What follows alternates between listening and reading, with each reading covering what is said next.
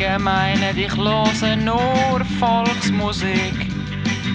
Das gilt vielleicht für sie, aber nicht für mich.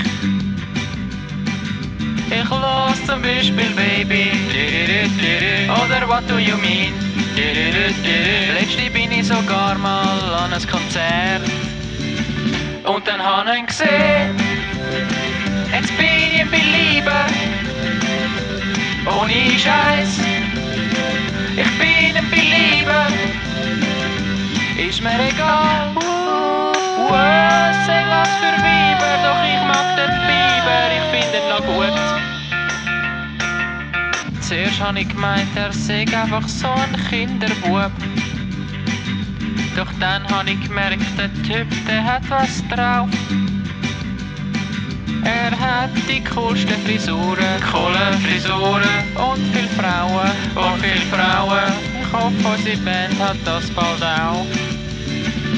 Er ist halt der Biebs und ich ein Belieber.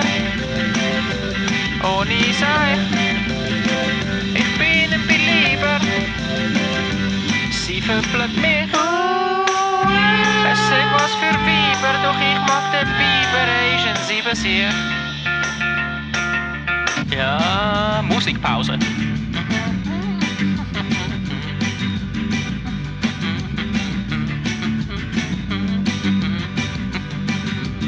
Ja, manchmal hat er einen Schlägi, er kriegt auf die Fresse oder ist mal im Knast.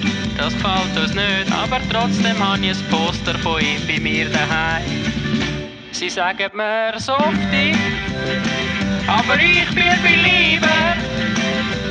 Glaubst du es nicht? Ich bin ein Belieber.